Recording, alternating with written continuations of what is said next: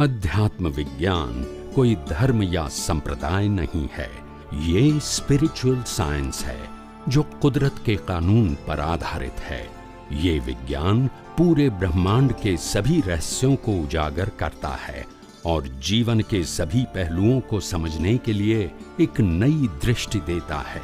इसी को art of vision कहते हैं, दुनिया को देखने की एक नई दृष्टि, जो अध्यात्म विज्ञानी परम पूज्य स्वामी श्री कमलेशानंद जी के निर्देशन में सनातन सत्य का अनुसंधान कर हमारे जीवन को प्रकाशित करे। जय सच्चिदानंद।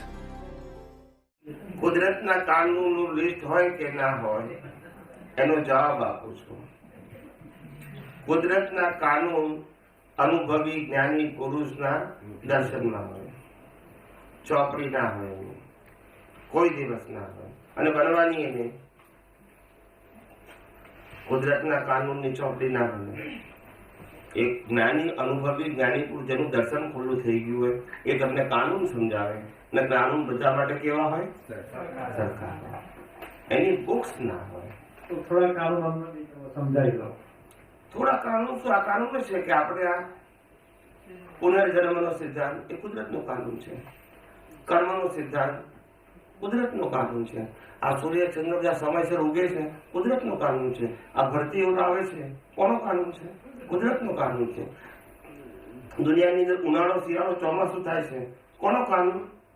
કુદરતનો કાનૂન। આ પૂનમ અમાસ થાય છે કોનો કાનૂન? આ સૂર્ય ગ્રહણ ને ચંદ્ર ગ્રહણ થાય છે કોનો કાનૂન? આ અતિવૃષ્ટિ થાય અનાવૃષ્ટિ થાય કોનો કાનૂન? આ અર્થક્વેક થાય સુનામી આવે કોનો કાનૂન? કુદરતના કાનૂનની ઉપર કોણ છે? કાનૂન કુદરતના છે ને। મનુષ્ય જન્મે જીવે મરે બધા કુદરતના કાનૂનથી। કોઈ પોતાની મરજીથી જીવી શકે નહીં, જન્મી શકે નહીં। કોઈ પોતાની મરજીથી પોતાના મા બાપે નક્કી ના કરી શકે। સમજાય છે? કશું કોઈનું ચાલે એવું નથી, બધું કુદરતનો કાનૂન છે। આપણે આ શ્વાસ લઈએ તો એ કુદરતનો કાનૂન છે। એની સાયકલ કુદરતે ફિક્સ કરી નાખી છે। શું કરી નાખી છે? એ કેટલા શ્વાસ લેવાના છે, સમજાય છે? અને સાયકલ ફિક્સ કેવી રીતે થઈ છે?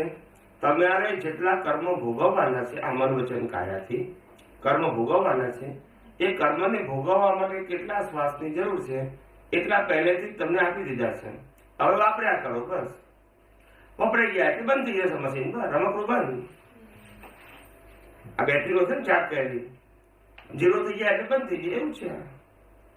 પણ પેલી રીચાર્જ થાય આ ના થાય એટલું જ છે। આ શ્વાસનું કાઉન્ટર જેવું તો હશે ને કઈ? હા, તમારું આયુષ્ય કર્મ, એમ નામ આયુષ્ય કર્મ। તમારે જે કર્મ ભોગવવાના છે, દાખલા તરીકે એક કર્મ તમારે ભોગવવાનું છે, એ કર્મને ભોગવવા માટે માનો કે તમારે 100 શ્વાસોશ્વાસની જરૂર છે, દાખલો આપું છું। એવા તમારે આખા લાઈફમાં માનો કે 1 કરોડ પ્રકારના કર્મ ભોગવવાના છે, તો એના માટે જેટલા શ્વાસોશ્વાસની જરૂર છે, કારણ કે કર્મ ભોગવવા માટે શ્વાસ તો જોઈએ ને, મળદું ભોગવી શકે ના ભોગવી શકે।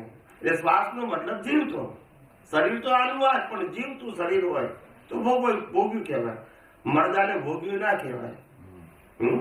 મરદાને બાળી નાખીએ તેનું પાપ કર્મ ભોગ્યું કહેવાય ના કહેવાય। અને મરદાને 6 મહિના રાખી મૂકીએ તો આયુષ્ય કર્મ વધારે કહેવાય ના કહેવાય। મરદાને કોઈ લેવા દેવા નહીં, જળ જ કહેવાય પછી એને। એટલે આ બધું છે ને, બધું કુદરતી રચના જ છે સાહેબ।